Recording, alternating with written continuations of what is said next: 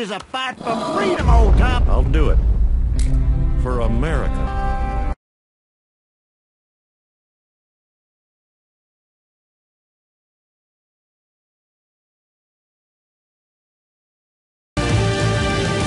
When Georgetown Law School student Sandra Fluke appeared before a congressional panel late last month, it left many people puzzled when she said this.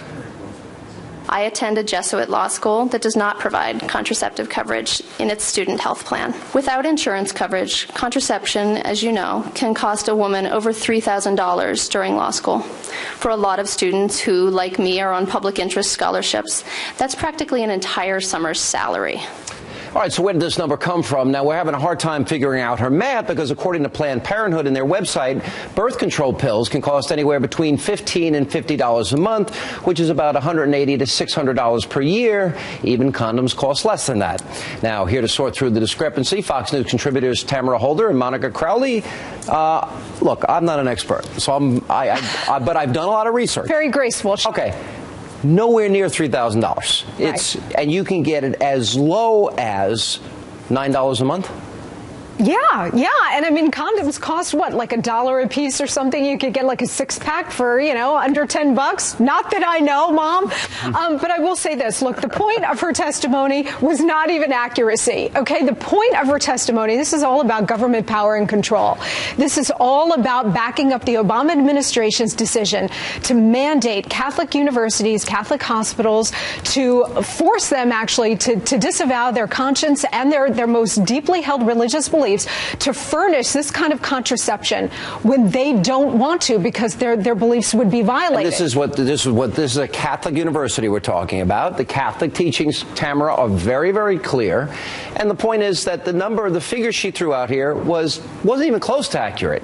So then one has to raise the question, wait a minute. First of all, why should the Catholic Church change their views? Number one. Number two, why should people that maybe are on health insurance programs pay a higher premium? And where's this entitlement come that somebody should pay for this?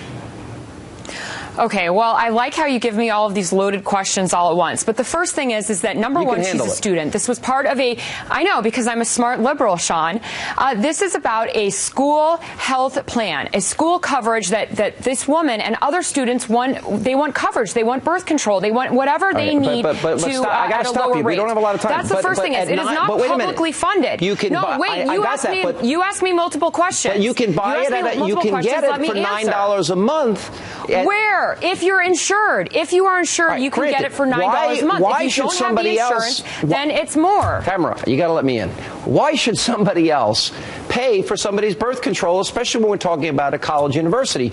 Explain to me why you can't have deeply held religious views and convictions without imposing that the church change their views. Where do you get that from? Well, I find it very funny that the people who are attacking Ms. Fluke have their own problems with addiction. I'm not attacking. I'm not attacking her. I'm asking you. What does that have to do with my question? I asked you. Why should people called her a prostitute for taking the birth control pill when he's the one who has his own addiction problem when taking that's pills. not the issue. I'm talking about the accuracy of the statement that it's $3,000 a month here, and apparently that is not true. Correct? She is a long-standing left-wing activist. She went in with an agenda. She attends a Jesuit university. Georgetown is run by Jesuit priests. This is a Catholic institution. Boston College, there are a whole array of Catholic universities that, you know what, if birth control coverage were so important to Ms. Fluke, she didn't have to go to Georgetown. And by the way, where's the responsibility of the men? If she wants to have sex and have the birth control covered, why not ask her male partner, hey, go down to the drugstore and pick up a pack of condoms? What is so hard about, Sean, here's the point. Where is it in this country where we talk about self-control and personal responsibility? That's completely erased from this whole conversation. Personal responsibility is taking a birth control pill. Personal responsibility is choosing your form of birth control. But having other people pay. Wait a minute, stop. But having other people pay for it. Why, if you want to engage let me finish. If you want to engage in that behavior, why do you expect other people, some of whom have maybe outdated views in your mind, but a lot of people have religious convictions, Tamara, that they don't believe that that's the way people should live. So if you want to live and whatever lifestyle you want, I'm about freedom. I don't want to impose my values on anybody, but I don't think people should have to pay for other people's behavior.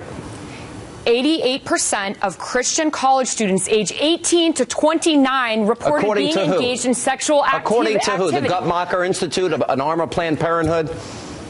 No, absolutely not. According to who? And you always attack my sources. Who is your source? I'm asking. Who is your source? A teen study of a study. If you would move the camera away from me, I can give you the exact name of the study. Move the camera away, and then you'll tell me what the study is. Somebody will tell you? All right, Monica will give you the That's not even the point. It's not the point. The point is not how many college students are having sex or not. The point is having the government intervene and mandate private universities, private institutions to go against their most deeply held beliefs and say, you must do that. That is so extra constitutional, and that's the issue we should be talking about. Not about the price of condoms, not about whether or not it's birth control or a war on women, which is what the DNC chief, Debbie Wasserman Schultz, said yesterday. It's insane. This has nothing to do with women's health, Tamara. This is all about government power and control. Let me stop right here. Tamara, should government and health plans that are paid for by other people, should they all include abortion services? Should they all include, even at institutions that have, like a Catholic institution? Well, according to abortion experts, there's a sliding scale, whether it's viable or not. That's what Roe v. Wade is all about. But I'm asking you, should they be mandated by the government to carry a health care plan that goes against their conscience and their religious teachings?